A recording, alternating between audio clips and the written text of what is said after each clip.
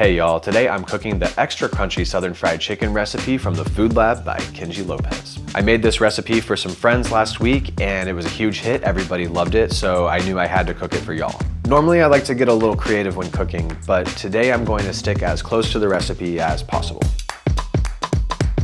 The prep on this chicken was pretty straightforward. We've got a buttermilk brine.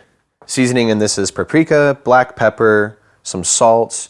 I was supposed to use oregano and I didn't have any, so I used Italian seasoning instead. It's fine. And some cayenne pepper. You're supposed to use a Ziploc bag, and I didn't have a Ziploc bag, so I've just been periodically shaking this thing around to make sure that the brine is evenly distributed. Kenji's recipe is really clever because you save some of the seasoning that you use for the brine to use in the flour, which ensures that the flavor is layered into each step of the cooking process. I started prepping this chicken about 24 hours ago, so we're at just the right time to cook it. But we're gonna do it, we got it. I'm gonna elevate to a higher plane of consciousness. All right, the spreading is pretty straightforward. This is a lot of stuff that we've seen before, but I think the devil's in the details. We have mostly flour, and we have some cornstarch, and I starched myself 3 times while just putting the starch in the box into this thing right here. So if you have any tips on how to not make a huge mess with cornstarch, please comment them because I'm starting to get desperate.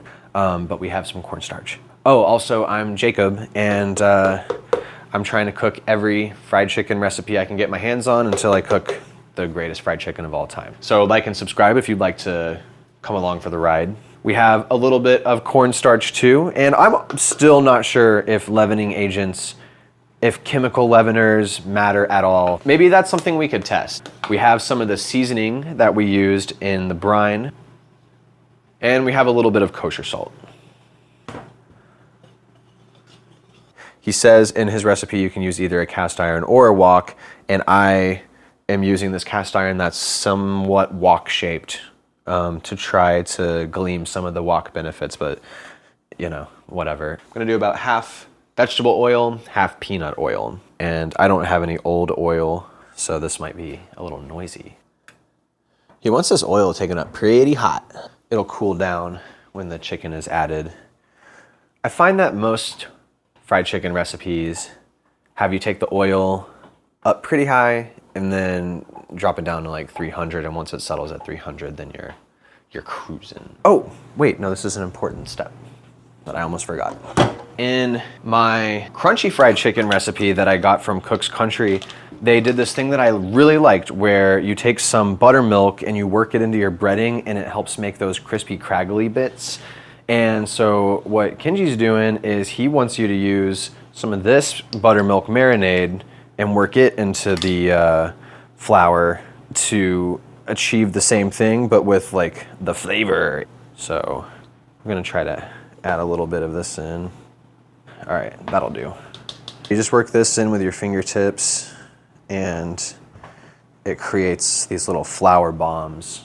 Kenji said, don't rest the chicken because you don't have to, apparently. As the chicken rests with the breading on it, the flour, the gluten develops. And so it can make your chicken too hard. I might just rest it a little bit, dry hand, wet hand, and see what that does.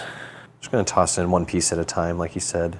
Yeah, the Food Lab's whole chapter on frying stuff is like a masterclass of science and also eating extremely well. I'm a huge Kenji López fan. I cooked steaks better because of him. I've cooked all kinds of stuff I never would have thought about cooking because of the Food Lab. He seems like a good guy too. I'm gonna do all the legs and stuff first. And I cut the breast up differently than I normally do. And so I made a bunch of nuggets and some patties for chicken sandwiches later, which I think will be good. All right, now, yeah, this is pretty darn hot. So we'll drop this in and get the temperature regulated. I want to see if I can get a little bit of crispiness going before I even drop it. Yeah, I think that worked.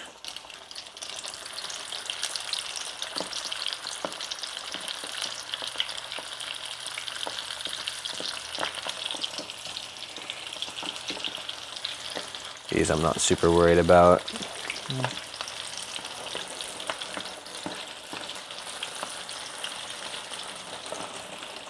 Oh!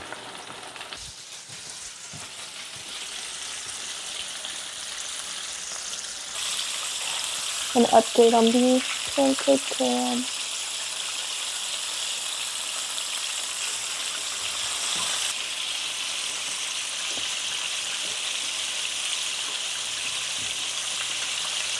Let's grab some tempies on these guys. Still needs a little more time, which is good. Also still needs a little more time.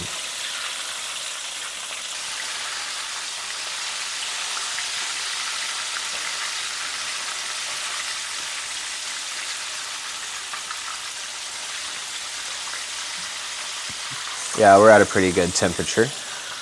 Kenji also talked about in the food lab about double frying. So double frying, where you cook it and then you just fry it again, is also a valid option.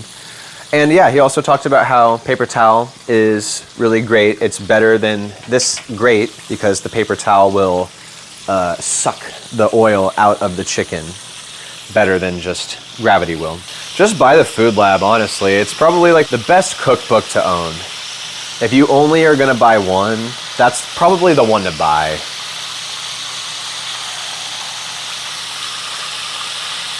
Oh, this is done. This is also done.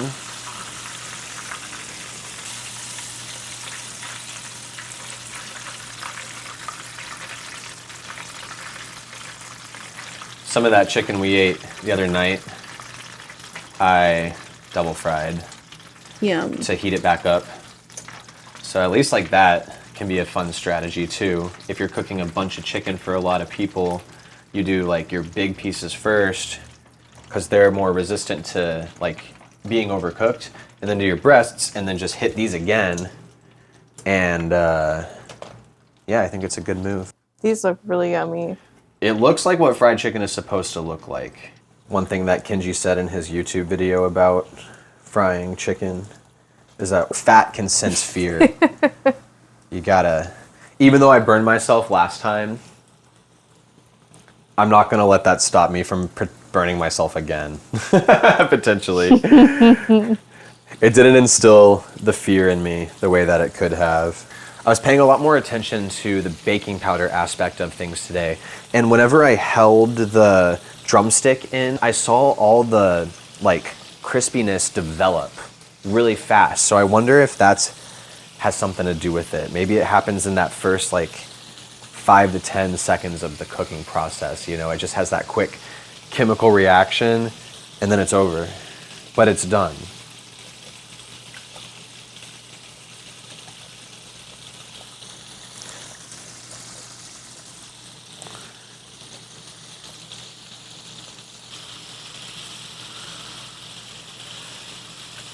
Let's double fry this before we eat it.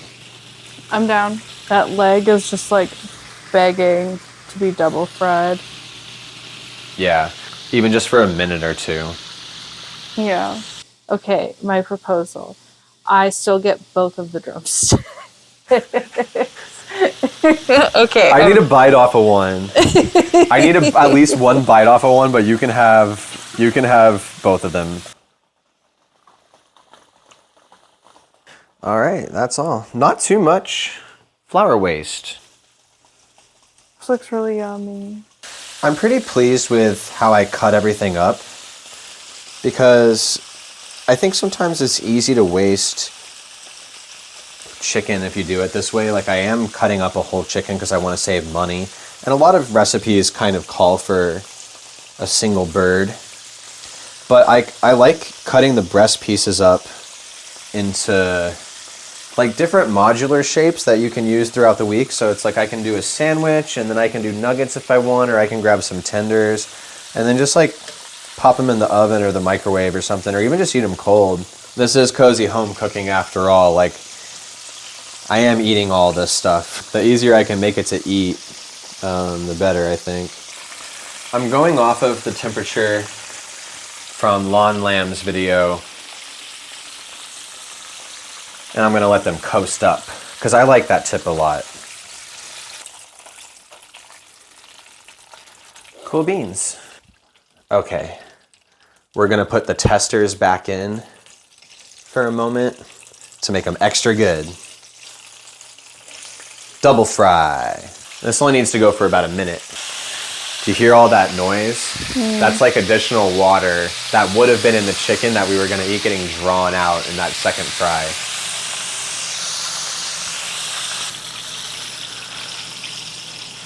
All right, bueno. Just a little 2 extra minutes. Yeah. I like what that did. I think that's good.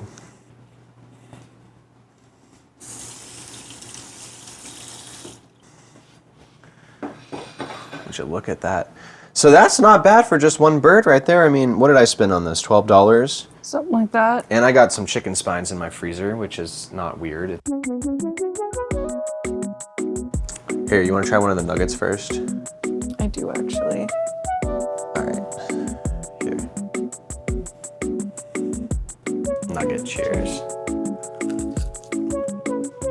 What do you think? This one reminds me of KFC popcorn chicken, like early 2000s. Comes in the popcorn bucket. That's crazy that you said that, because in Kenji's chapter about this, he says that like the first fried chicken for him, his mental model for fried chicken is KFC. Really? Mm-hmm. Yeah. I think he nailed the early 2000s popcorn chicken, and I can, like, I don't know, it mentally takes me back to that drive-through in Grand Forks, Minnesota. That's crazy. Oh yeah, I'm gonna try an extra tiny one. Wow. Yeah.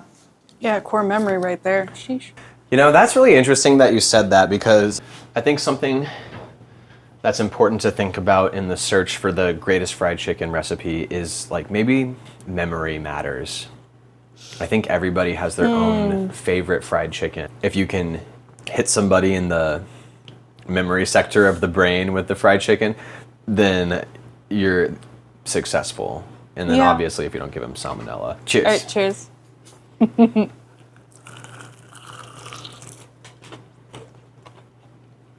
Yep. That's definitely old school KFC. This is so much better than any KFC I've ever eaten in my life, though. This is the new number 2 spot. What's number 1 for you? Still the garlic? Mm-hmm.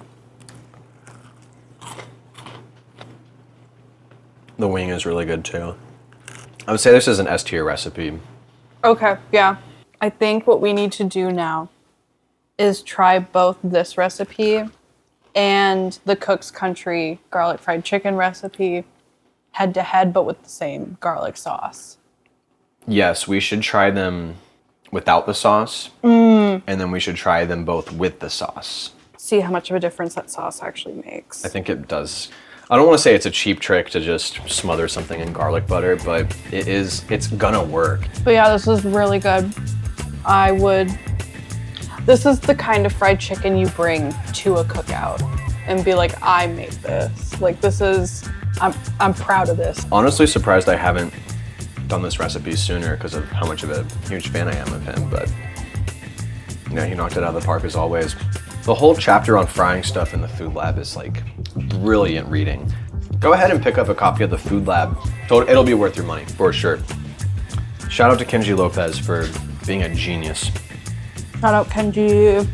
Shout out Kenji. Yeah, you are highly regarded in this household because we eat much better because you're around. So thank you, Kenji López.